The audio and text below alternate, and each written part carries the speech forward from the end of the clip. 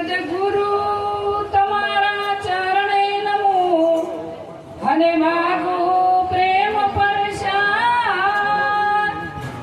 દયા કરી સદગુરુ દીજીઓ એવો હરે રસ અમૃત સમાન તત્વા સારથી લોકમાં અને ગુરુ ગોવિંદ કરો આદયંત મધ્ય એક છે તો એવા હરિ ગુરુ સંત સ્વરૂપ સદગુરુ મહારાજનો જય. આજે ગામ બેસડા અને એવી પાવન ભૂમિ પર એવા અમારા ભક્તરાજ શંકર બાપા તથા અમૃત બાપા અને સહપરિવાર મળી અને સંત સમાગમ રાખી સંતોના દર્શન કરાવ્યા તે બદલ આ પરિવારને કોટી કોટી વાર વંદન. જે સંત મહાપુરુષો વધાર્યા આજનો યોગ એ એવો મહાન યોગ છે કે આજની સભા સંત મહાપુરુષોના દર્શન કરી અને વિરાટ સ્વરૂપથી દર્શન કરી અને આનંદ અનુભવું છું. એવા શંકર બાપાના સગા સ્નેહી એમના અમારા ગુરુ મહારાજ એવા અમારા ઈષ્ટદેવ બ્રહ્મ જ્ઞાની એવા કાંજીરામ બાપુ સાથે સંત માતા વિજાબા મહારાજ અહીંયા જે સંત મહાપુરુષો વધાર્યા તે સર્વત્રને ચરણોમાં જયનું મહારાજ. જે સંત મહાપુરુષોએ વાણી દ્વારા સત્સંગ દ્વારા લક્ષાવંતીને લીલા દે. જો લક્ષ્ય રાખ્યું હોય તો વાણીઓમાં એટલું બધું જ્ઞાન પણ જેની લક્ષ્ય નથી એને આ વાતની ખબર પડતી. પ્રથમ તો સંત મહાપુરુષોએ કીધું કે જેના જીવનમાં ગુરુ નથી એનું જીવન છે અધૂરું. ગુરુ વિનાના નર એનો ભૂમિના દિલે ભાર.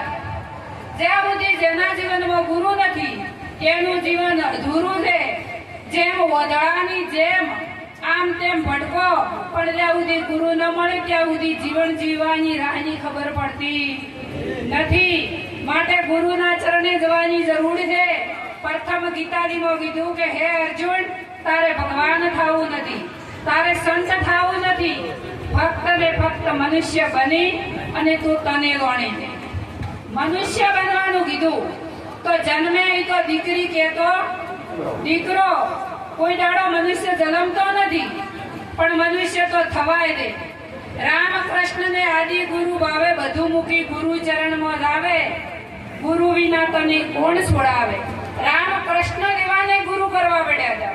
આખો વિશ્વ રામ રામ કૃષ્ણ કૃષ્ણ કરે તો એમને ગુરુ ચરણે રહેવું પડ્યું. તો આપણે ચમને રહેવું પડે. અને ગીતાજીમાં કીધું ને કે હે અર્જુન કોઈ તત્વ વહેતા પુરુષના ચરણે રાખ. જે આ તત્વને ગોણે છે એના ચરણે રાખ. કોઈ તત્વ વહેતા પુરુષના ચરણે રહી અને તું તને ગોણે છે. તો પ્રથમ તો આ કોષ તત્વના પુતળાની અંદર હું કોણ છું એની ઓળખ કરવી. પણ એની ઓળખ કોણ કરાવે? હમણાં કીધું હતું કે જેને રોમ બોણ વાંચ્યા હોય મુમુક્ષ પદ દોડે. જેને રોમનો આ શબ્દનું બોણ વાંચ્યું હોય એ મુમુક્ષ હોય અને જે શબ્દનું બોણ ચાલવા માટે મુમુક્ષતા ધરાવે એની આ વેદની ખબર પડે.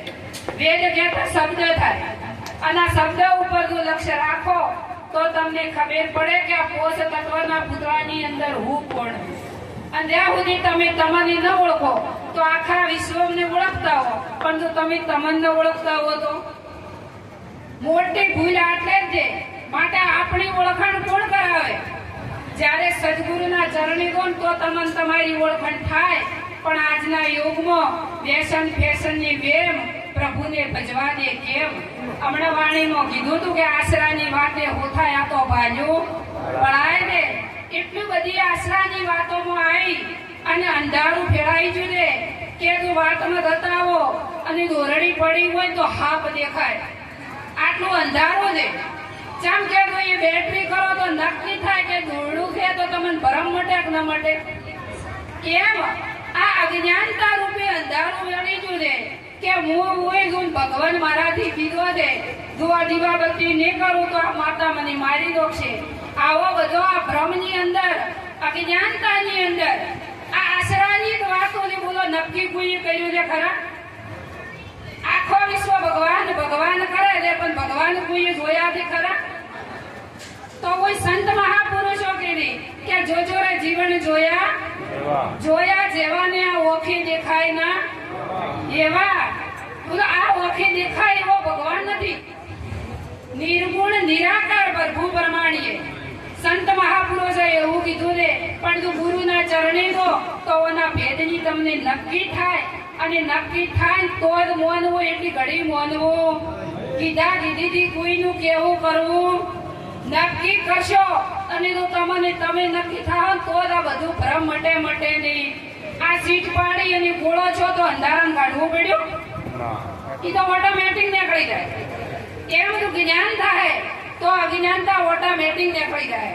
પણ આવી અજ્ઞાનતામાંથી મુક્ત થવું હોય તો સંતોના ચરણે લઈ કર્મથી ફળ દે અને જ્ઞાનથી મોક્ષ દે.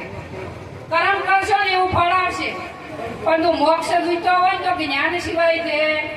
અને જ્ઞાન છે તે ગુરુના ચરણોમાં. શું કીધું છે કે જળ જીવને ન ગમે રૂડી વાણી.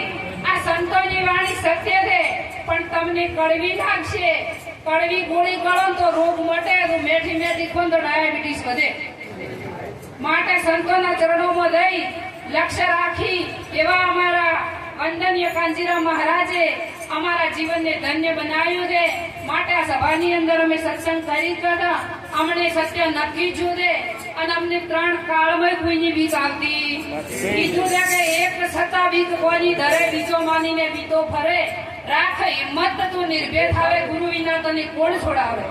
જેમ કે અમને અમારા ગુરુ મહારાજે નિજ સ્વરૂપનું ભાન કરાયું છે, અને અમારા સિવાય 3 કાળમાં કોઈ છે બોલે તે નર બીજો નથી. પરમેશ્વર દે પોતે અજ્ઞાની વોદળો એને પોતે શેટે જે શેટે છે નહીં.